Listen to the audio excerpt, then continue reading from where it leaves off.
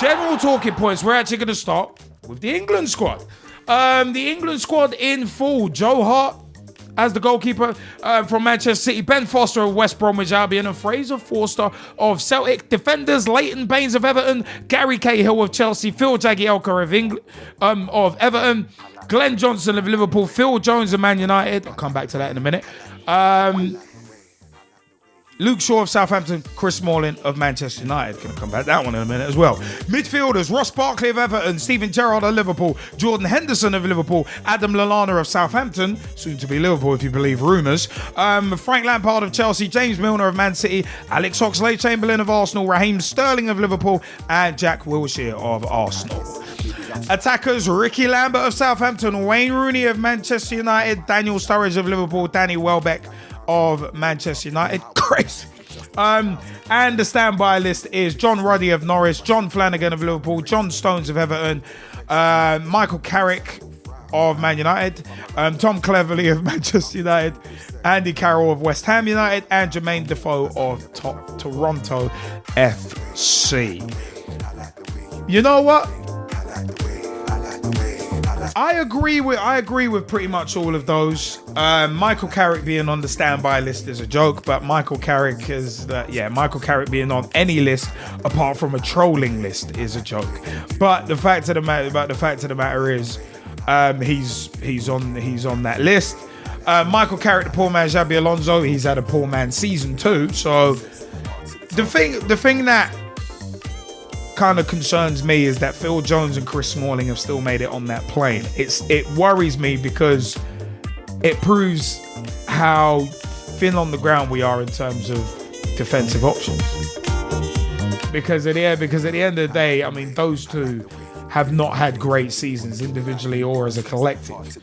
And it's good to see that Ross Barkley's going. I hope he gets used. And if he does get used, I hope Roy Hodgson takes the shackles off him and says, you know what? Just play your game. Play your natural game. But also the fact of the matter is, James Milner, I can understand. And a big shout out to Jamie Bailey, who's at Loftus Road at the moment. That's cool stuff. Raheem Sterling, understandably, is going. I can understand that. Jack Wilshere is another one who kind of, for me, if Jack Wilshere's 100% fit, he goes. If he's not fit, then he's taken up a place and an opportunity that someone else should really have. That's my only real concern. If Jay Rodriguez wasn't injured, I would have probably put him in. Fair enough. Instead.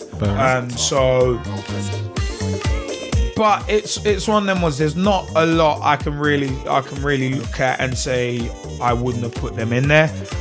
I would have been tempted to put Jermaine Defoe over Danny Welbeck, apart from the fact that he moved to Canada to the MLS is basically still regarded as a pub league. So if Jermaine Defoe had stayed at Tottenham, he would be starting. Because you look at Soldado, Cow's backside banjo, fill in your own adjectives. With Roberto Soldado from open play anyway. So I mean, Roberto Soldado's season can definitely be described as -5 stars. So it's one of them ones. But yeah, there's not a lot that I disagree with in that. John Flanagan, it's one of them ones.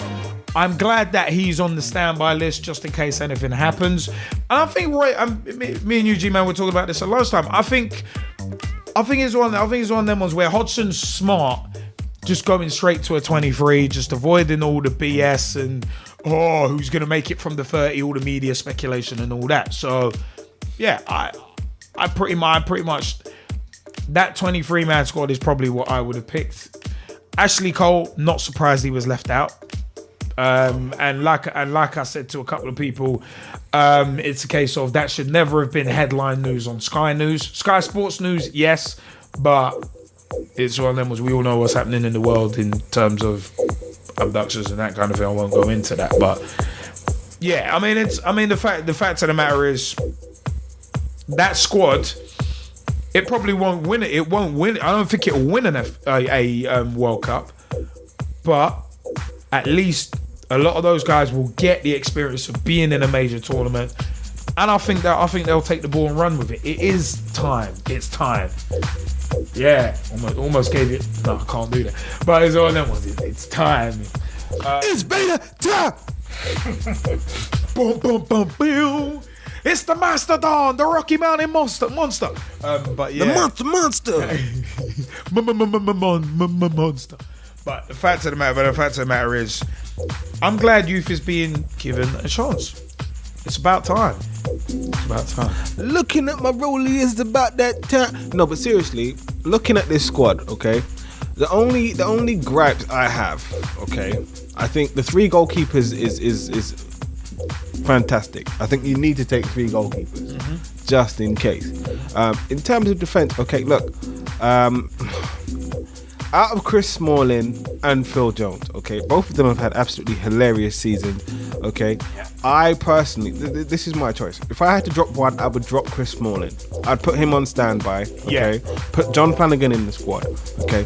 There's actually this thing going on Twitter right now where what is actually being said is quite hilarious. The only good thing about Chris Smalling actually going to Brazil is his girlfriend in a bikini. Mockage. According to what certain people are saying. According to what certain people are saying on Twitter.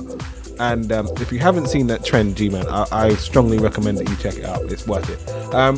But being serious again, okay, the 2 of them have been very, very poor. Serious for a minute. If I could be serious for a moment, but no, seriously, they've I know. They've both been extremely poor. Okay, the only other good thing about, for example, Phil Jones going is you're gonna get some classic gurning action over in Brazil. That's about it. What action? Gurning. The hell is that? That's all of the facial expressions he pulls. Yeah, literally. So he's versatile as well, but he is. But question is injury prone. Well, for both of them, the thing you have to say is yes. The only other player in the defenders list that I would kind of be like, I'm not so sure, Luke Shaw. Right, and the only reason why I say that, sure. That's, the only reason why I say that is just because, yes, we're infusing youth and everybody else has got experience, blah blah blah blah blah. I've heard all that stuff already. Okay, how likely is he actually going to be to play? Not that likely. Okay. Yeah, but that's because Leighton Baines has been that good this season. No, but I know. At least Shaw's going along just in case. But now he's going to be a paid spectator. Essentially, okay, I'll tell you what it's not going to be as bad as Theo Walcott. Yes, it is. Yes, it is. Yes, it is. For me personally, okay, for the last tournament he could possibly go to, you take Ashley Cole. He's not the number 1, he's the number 2. And I'm not talking about him dropping a deuce or anybody else dropping a deuce. I'm just saying that literally. My dookie twinkle, man. I'm just saying that you would. He is experienced backup. That's voguing. He's experienced backup. That's all I'm saying. Whereas now you're gonna go from, with all due respect, Leighton Baines, who's been absolutely phenomenal over the last few seasons, not just this season, last few seasons, to Luke Shaw, and that is a big dearth in terms of talent and experience. And it needs. But then, how else is he going to get the experience? I'm not saying. That's what I would ask. No, and I appreciate that question, and I would say to you, that's what the friendlies are for. That's what the next major tournament is for. He can come in at that point after building up experience of friendlies. Whereas taking him now, what does that do? It doesn't actually help anything. Okay, he's not actually going to be. He's not going to beat out. Okay, Leighton Baines. That is not going to happen. So if he's not going to beat out Leighton Baines, what is the point? That's all I'm saying. But for me, that's why you take an additional person. All I'm saying is Theo Walcott. That's it. That's what that is. Yeah, but Walcott. Okay. Yeah, but Walcott in 2006 didn't even deserve to go. That was the stupid thing about him going. He didn't even deserve it. So he had done nothing that season. Going to midfield, okay. My biggest question mark in midfield, okay, well, there's 2 question marks in midfield. How are you going to use Ross Barkley? Is the first question. You'd have to deploy him in front of Gerrard. Okay.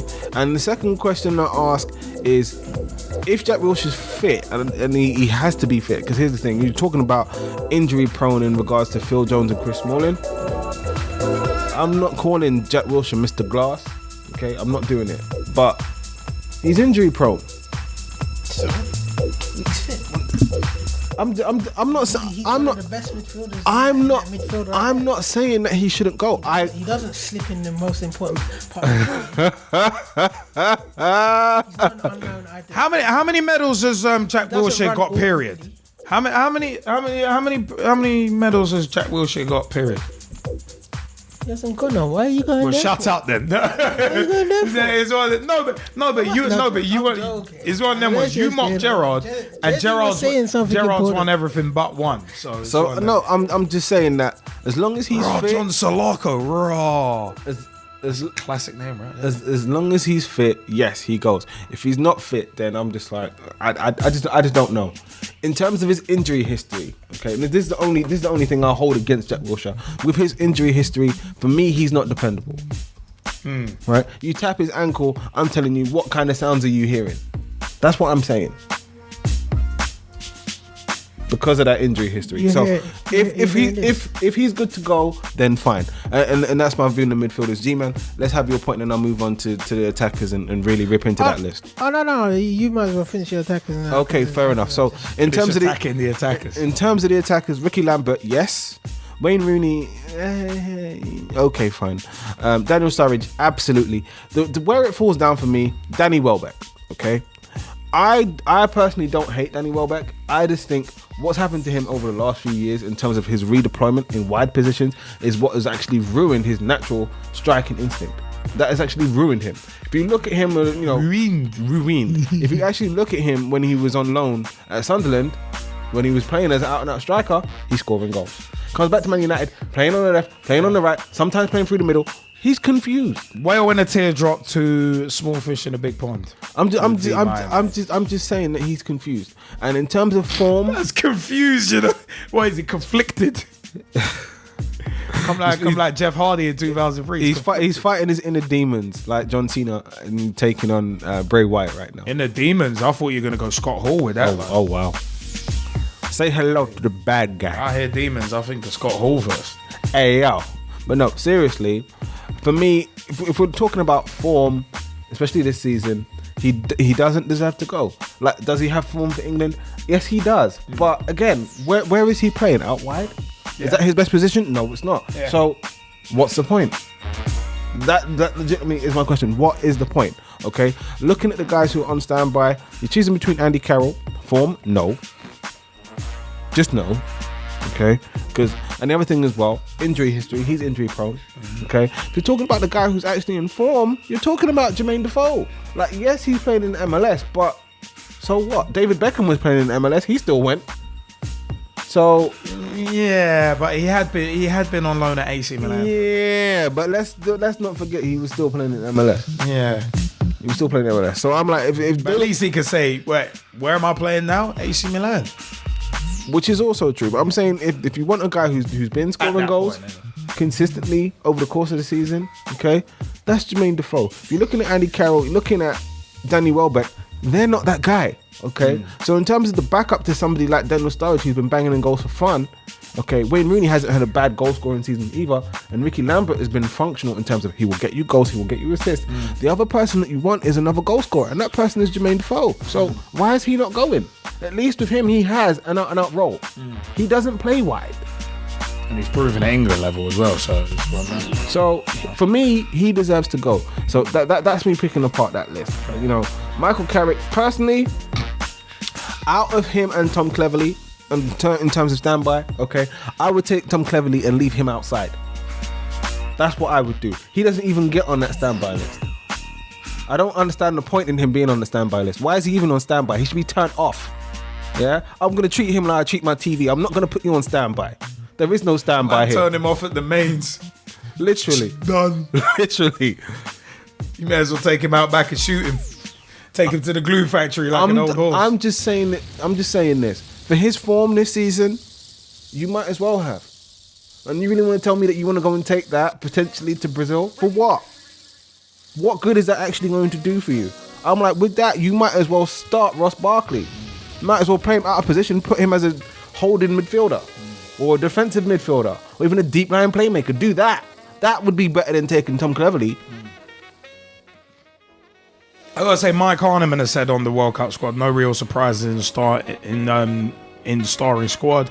Good to see some youth given a chance as well, such as Stones and Flanagan, who are on the standby list. So, but they're not what do you in reckon, G-Man? They're not in it. So Yeah, they're on that's just a moot point right there. But this squad in total, I gotta say, it's one of the weakest England teams, one of the weakest England selections like we've seen in the last 10, 15 years. Like, you just think of Euro 96, you think there's of a lack of talent. World Cup 98, you think of World Cup 2010. And don't Go to 2002. No, 2012, sir. And don't forget that. I got my dates all mixed up. Yes, you do. But don't forget the injuries. 96, Don't forget the injuries. Okay. Euro 96, 2010, World Cup 98. World Cup 98, Euro 2000. Yeah. Anyway. Like, I'm just saying, the squads that we had then. Anyway, Euro 96, you compare the squads, you had the likes of Alan Shearer, you had the likes of Darren Andertons, you had the likes of Paul Gascoigne, you had the likes of Paul Inces, yeah? I hear what you say. You see We that? ain't got that quality anymore. Wait, you see that? That was quality, and this is exactly where I wanted to take my point, is that England, have been look at what they've been reduced to, yeah? We are bickering over why the likes of Smalling and Jones are going to the World Cup. We are bickering why Michael Carrick and Tom Cleverley are even on the standby list. And that's because they've had a bad season. I'm not saying they shouldn't be in there, but that's because they've had a bad season. In the past, if players had bad seasons, and really bad seasons, they weren't going to the World Cup. They just weren't going to the World Cup. Even players that were having good seasons, like Ian Wright, finishing top goal scorer, higher than Gary Lineker, wasn't even getting into the England team. Yeah, you look at players like Osman, who, to be honest, has been quite a decent midfielder. That is a fantastic shout. Made it into the England squad, but now we're reduced to. I think it's pretentious, especially with the likes of Sterling. Sterling's blooming at the right moment. He's had a really good season at Liverpool, but he's inexperienced at that level. He hasn't even played in the Champions League. He's inexperienced at the top level, so we don't know what he's going to do out there. Hasn't played in the Champions League yet. He will be next year. He's not playing in the Liverpool squad neither. He's playing with players that he doesn't usually play with on a regular basis. And that's like a lot of these players, like the Jack Wilshires, like the Hendersons, the young... and the Lallanas. Chambers, Lallanas, a lot of them. To me, I think it's going to be a bit heavy to mould in 31 days, especially when you look at the likes of the Brazils out there who have been moulding for the last 2 or 3 seasons. But I think Hodgson's smart doing it early, picking his 23 as early as possible, because it gives him as much time as possible to get them moulded as some sort of unit. I agree with that. And I also want to play devil's advocate with the G-Man's point where he's talking about the lack of quality in comparison to the last few years. Okay, when we say that we had the so-called golden generation in terms of golden generation who won bugger all, and that's exactly my point. Yeah, but they were in. That's exactly my point. But those teams were teams of so-called Premier League superstars. Yeah. Okay, that did nothing. Did nothing. So this team, which still has a few Premier League superstars, if you will, they're still, by comparison, a lesser team. And you know what? I actually think this will help them in terms of if they actually, not even just the expectations, but if they come together as a team. And I'm not even talking about Al Pacino's speech in Any Given Sunday. Which is I'm going to say all together now. All together. Now. But no, I'm just saying, if they actually come together and play as a team, okay, this team could actually go further than any other team in recent history. You know what? I want to pick up on something that Liam said about the Jack Wilshere being injured. Yeah. About him not you got valid reasons why he shouldn't go to World Cup. If you're injured, you've been injured quite close to the World Cup. If he's not 100% fit, then don't take him because he's taking up a space. Now, but if he is fit, take him. Joachim Low has dropped, some big players in his Germany squad. And wasn't it Gomez? He's dropped him and he said just because we've had to make a change, freshen up the squad, and we've had a couple of injuries, unfortunately, but we will have to move on, sort of attitude. Yeah. Now, if people say Roy Hodgson's being brave here, but I don't think he's being brave. Dropping Ashley Cole for sure, it's not brave. To me, that's stupid. Yeah, especially when you've then added 2 more players who've had an inconsistent season in that defense. That's a shaky defense. You know, you've got a young guy who's going to want to prove himself. Yeah, and then you've got 2 defenders who've had a really poor season at United, to be honest. Then, you know, you've got Cahill and Jagielka, where the dependence is going to be on them. Yeah, because those 2 are the starters in the middle. Okay, the thing with what happens if one of them has a bad game? Well, where does Roy Hodgson go from there? Because again, Jagielka doesn't play Champions League football. No, he doesn't. Yeah, Cahill does. Yeah, but what does Roy Hodgson do? I don't think there's when he's looking for experience in this team. What does he do? I don't think there's a plan B. I think Gary Cahill and Phil Jagielka, in terms of the games that they've played together, they are the experienced pairing. They're the starting pairing out of the 2. When you look at the likes of Chris Smalling and Phil Jones, essentially they're moonlighting as the backup centre-back pairing and also moonlighting as the backup right-back. They both are. That's about it. And, you know, you could arguably say you could put Phil Jones in midfield if you really wanted to. But that's about it. In terms of, and as you say, with them being so inconsistent and the 2 of them not even playing together on a consistent basis, say, you know, as a centre-back pairing, I mean, do you really want that as a fullback plan? I mean, what failing that, okay, let's not even go with what happens if they have a bad game out of Cahill and Jagielka. What happens if, you know, one of them gets injured? Then what happens? That's the real question.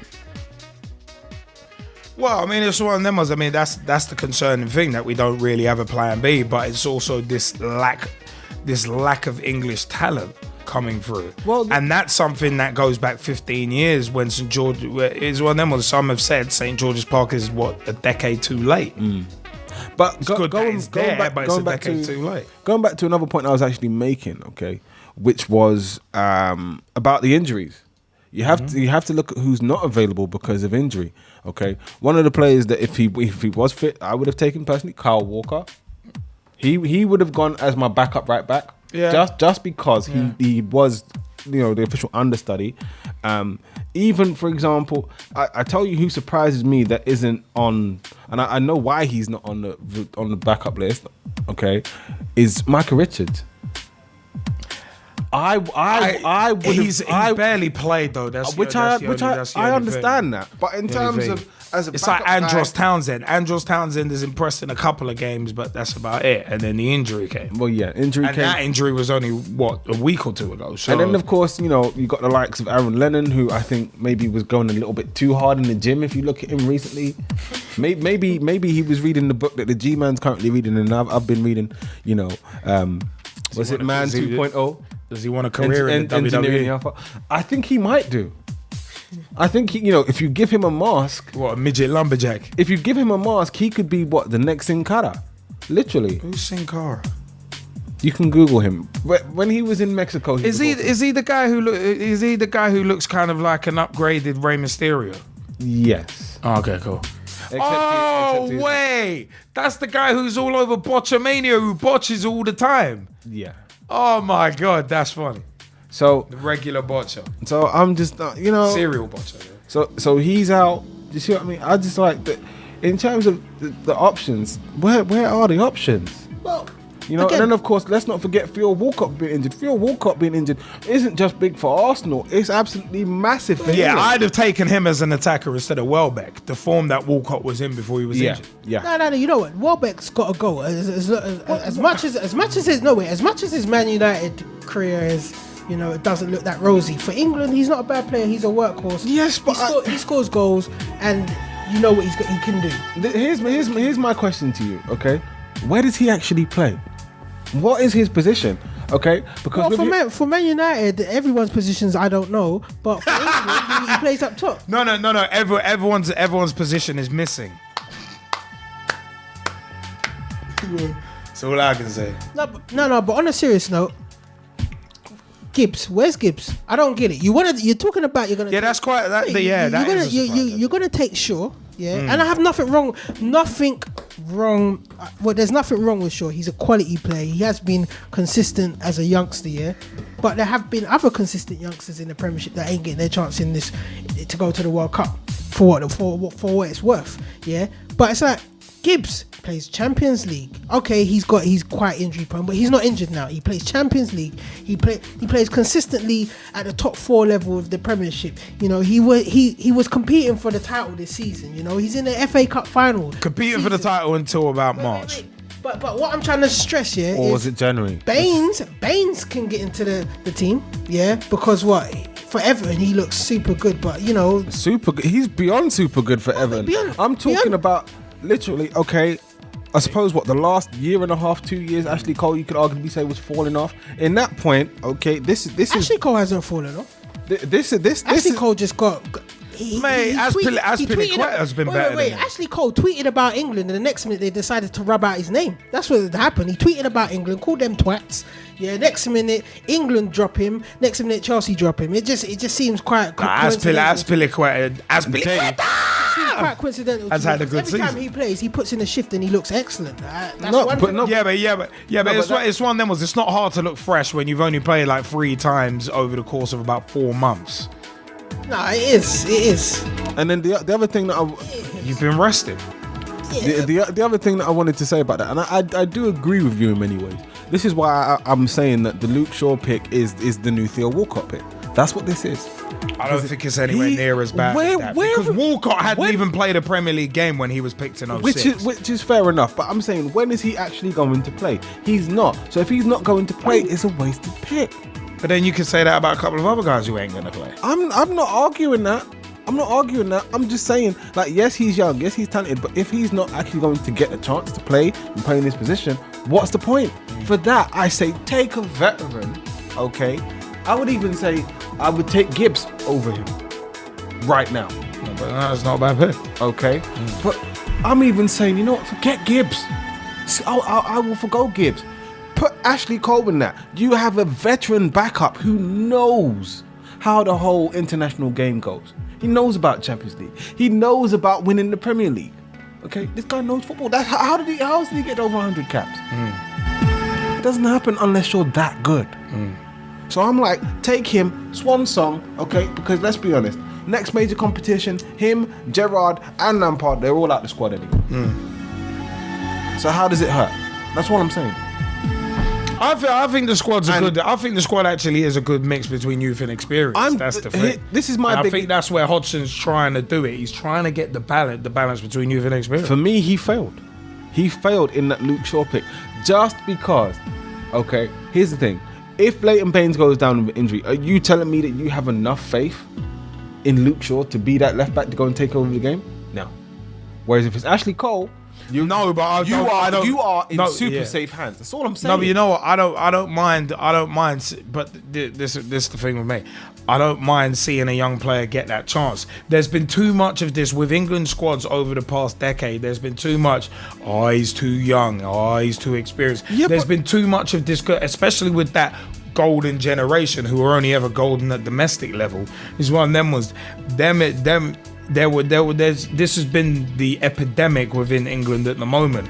These guys they've not been grooming the next replacements, and I don't mean Rolf Harris style grooming. I mean it's a case of they haven't been grooming the next replacements to replace these players. So now, what looks like a risky decision, they're having to throw them in at this point because there's not much else. Look at Smalling and Jones as an example of there's not much else, but they're in there anyway. So that would be where I double back and say that the Shaw thing, yeah, he may not be that guy in terms of being a solid left back, but at the end of the day, you've got to bring him. You've got to breed and bring through the youngsters at some point. You just have to. As I say, look, I'm not disagreeing with you. I'm saying this is what the friendlies are for. Okay, why else do you have the friendlies? I'm saying, okay, and this is my final point on this. If Baines goes down, okay, with some kind of injury, okay, you were putting an unknown quantity at left back. That's what you're doing. Okay, so for me personally, instead of having to go and probably put Glenn Johnson over there, maybe put Smalling at right back or Jones at right back, in terms of your plan B. Okay, why not have an experienced left back who knows what this is, and he's not going there to be the starter. Leighton Baines is the starter. He's going there to be the veteran backup. That is it. Just like Frank Lampard. Frank Lampard isn't starting. Yeah. No, of course not. He's veteran backup. He's veteran backup. So if you're taking Frank Lampard on the same train of thought and same line of logic, why aren't you taking Ashley Cole? Yeah, no, I can I want to ask you a question then. From that 23-man squad, who would be your first 11? Well, I think first 11 itself, to be honest. Yeah, first 11: Joe Hart in goal, Cahill, Jagielka, Baines on the left. Right back is the only place where I'd kind of have a problem, but I'd put Phil Jones there because he did well there at Blackburn. You'd put him over Glenn Johnson? Yeah, I forgot about Johnson. Sorry. Yeah, Glenn Johnson's going first choice right back. Yeah. I don't know why I was thinking backups. Yeah. Baines left back, Johnson right back, Cahill, Jagielka, centre mid, Gerrard sitting deep. I'd play quiet. I'd almost be tempted to play 4-3-3 and have Gerrard sitting deep with Henderson and Barkley in front of him, and playing Sturridge, Rooney, and actually I'd try Sturridge, Rooney, and Lambert. I'd try it. Really? Yeah, I would try it. This is going to be a World Cup where experimentation is going to have to be done with the squad that Hodgson's got. So that's why I'd experiment with a 4-3-3 in that. Fair enough. It wouldn't necessarily be an out-and-out 4-3-3. I mean, Sturridge, Rooney, Lambert. I mean, Sturridge could come in from the left. Rooney doesn't even necessarily have to be the point man, but he probably will be. And you have Lambert just slightly to the right. Interesting. But the centre midfield, you've got 3 out-and-out centre midfielders, which will make us a touch narrow. But you've got work rate, and you've got energy we've got work rate and energy with Henderson, outright quality and knowing that holding position from this past season with Gerrard, and Ross Barkley as legitimately a talented player who could potentially unlock defenses and could score a couple belters. Well, that's why I would try out a 4-3-3. I would go. I would go with the same formation. I would go with the same goalkeeper, same back four. Okay, but my midfield is ever so slightly different. My midfield, I'd actually go with Gerrard. Okay, controversially, Jordan Henderson, right, and James Milner. Okay, and then up front. So you're going for a very much a completely workman midfield. I'm saying, how can you not? No, I heard that. Against the opposition that they're playing, how can you not? That's my question. True. Okay. It does all depend on opposition. And then there's a little bit of versatility, because up front, I'd go with Oxlade-Chamberlain, Rooney, okay, and who am I thinking of? Yeah, Sturridge. Those are my 3 guys up top. And if you have to, you can easily revert to a 4-4-2. Yeah. And you've got a lot of put Milner on the left, and then Oxlade-Chamberlain coming off the right, or vice versa. Yeah, or vice versa. Not bad. You know, there's flexibility in that. So I would go with something like that, in that I would feel more comfortable with it because of the flexibility and because of the experience factor. The weakest link in that is Jordan Henderson, but playing alongside Steven Gerrard, where he's been playing a lot of games for Liverpool, and he's done very well. You could see we missed him in the last few games. We actually really did miss him. Absolutely, to the point where work rate shield. When I was making my point about the other Prince of Wales, it's a very similar point being made about Jordan Henderson. Almost exactly the same point. So because of the experience that the two of them have, I'm glad to hear a lot of people say that, actually, and give Henderson credit. No, look, he's had a tremendous season. You know how I've been with it. No, he has had a tremendous season. Right, this isn't about looking at his price tag and laughing at 20 million and saying, who robbed you? That's not the case anymore. Yeah, exactly. Especially when you bought Fellaini for 27. But anyway, go on then. So I couldn't help that. Yeah, that's not the case anymore. So I think with Gerrard to walk him and talk him through the game alongside him in the centre of that midfield, I think you're doing very well. As I say, James Milner is there to provide that extra bit of steel if you need it in the midfield, because he is quite a good central midfielder, even though personally I don't think that's his position. And he does have the versatility to go on either side out wide. And as I say, you have Alex Oxlade-Chamberlain, who can go up at the top and he could skin fullbacks. So with his pace, and technically he's pretty good as well. And James Milner's not all that bad technically either. So I think, with that team, I think there's probably a couple goals in there. I hear that. G-Man, who are you going for before we throw over to Russ Vernon, who wanted to jump in as well? But you know what? It would have to be Hart in goal. But if we're going to be brave, then why not just put Shaw straight into the squad at left back? Yeah, and to be honest, have Johnson on the right, and it's got to be Cahill, and it has to be Jagielka at the centre backs. But I thought you were being brave. I am being brave. I'm putting Shaw straight in the team over Baines because I think if you're going to go for excitement and youth and talent, then you're going to have to go for that. Or are you going to do a combo with Shaw and Baines both down the left-hand side? No, I'm not going to do nothing like that in that case. Shaw and Baines down there. I'm just going to be brave and just not have Baines in the team. Yeah, but here's my thing. I understand you being brave. I do. Don't argue. You pick your team. I'll pick my team. No, I'm just asking about the sacrificial lamb and the sacrificial lamb being Leighton Baines. I'm like, if you want to pick a sacrificial lamb anywhere, okay, you have a choice in the center of your defense, okay, and you have a choice in the center midfield. Hell, you even have a choice up front. No, there is no choices in center defense. There isn't no choices at all. Looking at defense, Cahill and Jagielka are the most solid two central defenders that we got. Jones basically should have been groomed as a defensive midfielder, if anything, but he's been all over the place. Yeah, and Smalling, he's been groomed as a right back and a centre back, and he basically has looked very flaky this season. Yeah, I'll give you that. On an international level, I wouldn't trust either of them to at centre back at the moment. Maybe next season when they form a proper partnership once Rio and Vidic move on, then there'll be a much better solid combo. Okay. But no, I'm saying if you're going to be brave and you're going to take Shaw, I'm going to say stick him in the team, because you know what, he has been a very consistent young player and he has been very good for Southampton. And ever since he got his opportunity, he's kept it. Yeah. Baines, he can offer you a couple good free kicks, but what difference does he do from Shaw? Free kicks, penalties. He's wait. Good at crossing the ball.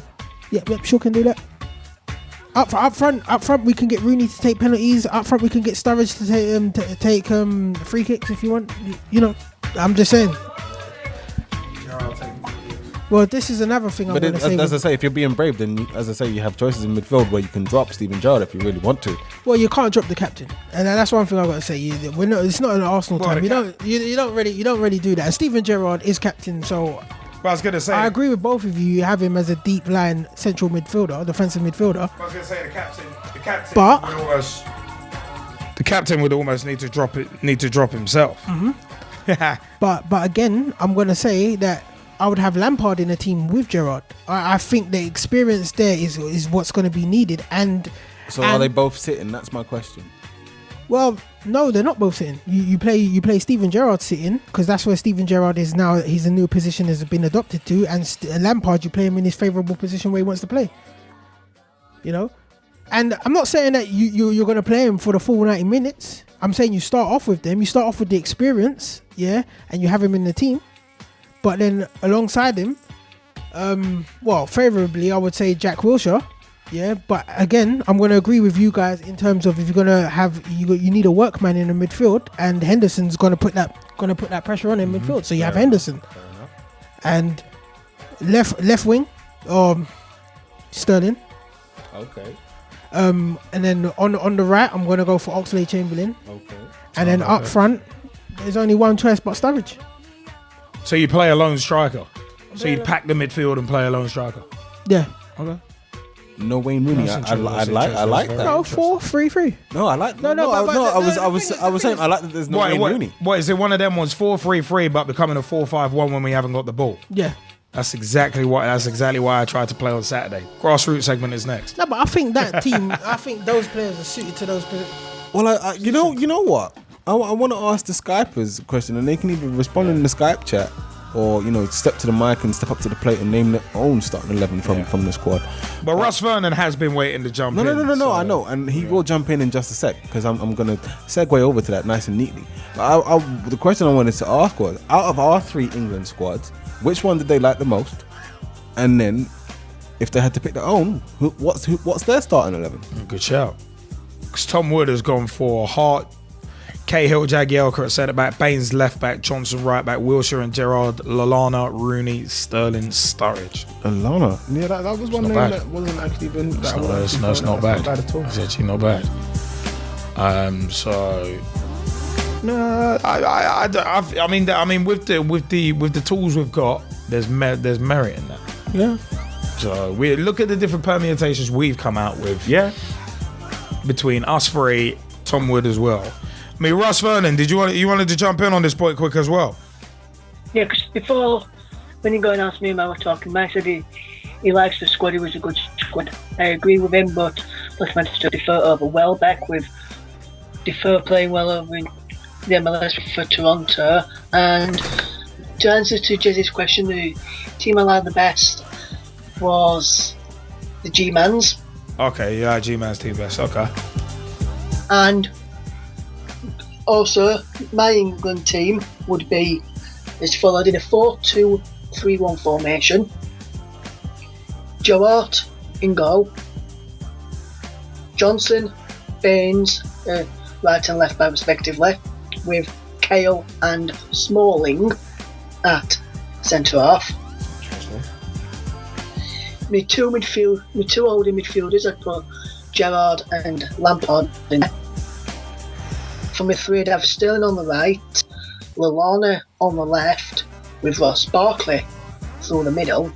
Then I'd have Wayne Rooney up top on his own. And for me also, I don't know if you guys have heard, John Stones will be getting called up to the squad if Phil Jones doesn't provide his fitness for the England squad. And I reckon he'll experiment in the friendlies that we have got coming up with Peru, and then the two friendlies between Honduras and Ecuador before the World Cup actually starts. You know, that's experimenting those friendlies and then picking his starting 11 and play then friendly. I reckon, Liam. You know what? That's not. You know, that's actually not too bad. That's actually not too bad in England side. It's quite an interesting one. I don't think Lampard will be able to sit back, but that's just me personally. But there is attacking intent in that match, in that lineup. The John Stones thing. Well, I guess that's why he's on the standby list. But for me, it is an interesting one that Russ has picked Lampard as a holding mid. Because I don't think Lampard is best used in that role. I don't think I really don't think so. And Gerrard can play. Well, we've seen before they can't play together in the same side. I wouldn't say they play together. I mean, they can't play in the same line. Yeah. But we've seen that from years past. But I think because Gerrard now has been taught by Brendan Rodgers to drop back, and he knows that position well. With Henderson alongside him, you know, I think it would be well suited to have Lampard in the team with him now, because Lampard can then now just freely play his position. Yeah. But you scoffed at not scoffed, but your eyes were kind of lifted with the Chris Smalling thing. Yeah, the Chris Smalling thing. No, I'm not sold. I'm not sold on Smalling at all. So that would be where I'd think Smalling as a first choice centre back. I can't agree with it, to be perfectly frank, but that's Russ's pick. So.